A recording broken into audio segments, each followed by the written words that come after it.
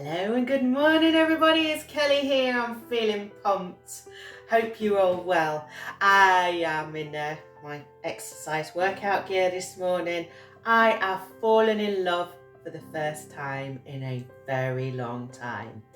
Now, I have been sort of in this slump for the last couple of years. I put on 2 extra stone out of nowhere and I felt really sluggish, I felt really low, really down, my mood was at rock bottom, and I didn't like having that extra weight on me, and also this feeling of being put on the scrap heap. Now, I was going to the doctors because I've got underactive thyroid, I've got a fatty liver. Despite all my exercise and everything, it's a lot harder to actually work out, and if I was working out too hard, then I'd need to sleep. So not a lot of people know this, but I spent most of last year in bed. I was really poorly. I was very low. I would just about function. So I'd get up, teach my yoga or Pilates, then I'd go back to bed, and then I would get up in time for when my son came home so that he could see that I was functioning as normal. But I wasn't. I was feeling the worst I have in my life. And I went to my doctor. I said I wasn't feeling myself. I was also trying to get an ADHD diagnosis, autistic diagnosis as well. I got told it's hormones, and they don't seem to take into consideration that when your hormones go haywire, that's going to affect your neurodiversity.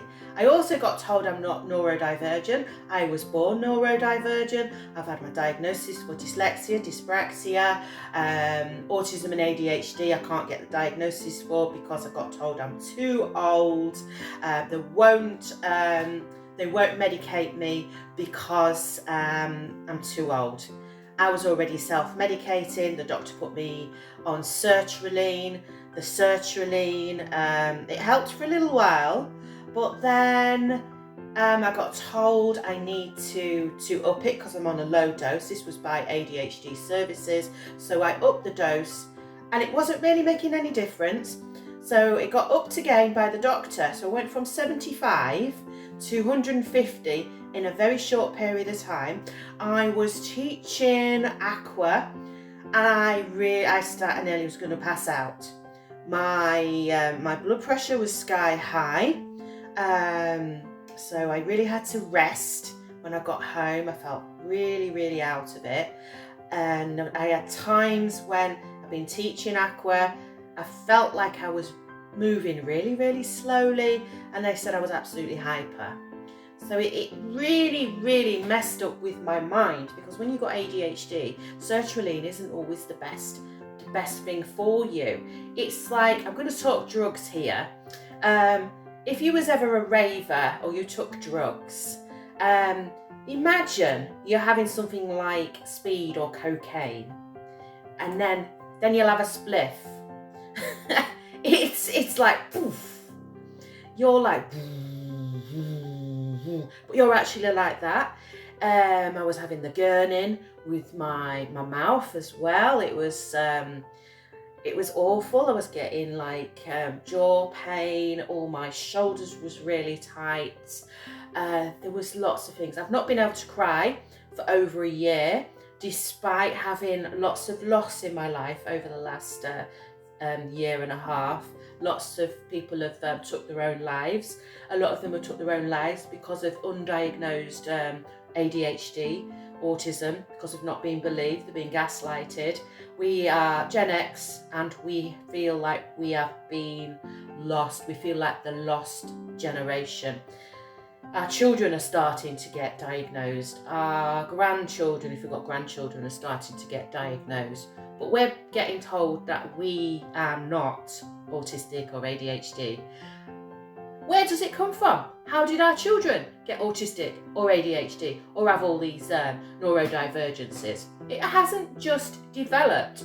They have got that from us.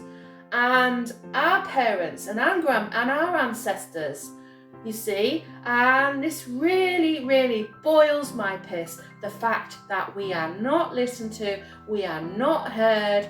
I just felt like I wasn't fit for purpose anymore. I felt like I wasn't any value within society. I got told I can't be autistic because I've got a career, I look good, I smell good, I fully functioning out in the community, I've got a degree, I've brought up a child on my own, but they don't see the difficulties, they're having to wade through molasses every day, the thoughts in your head, the internal monologue.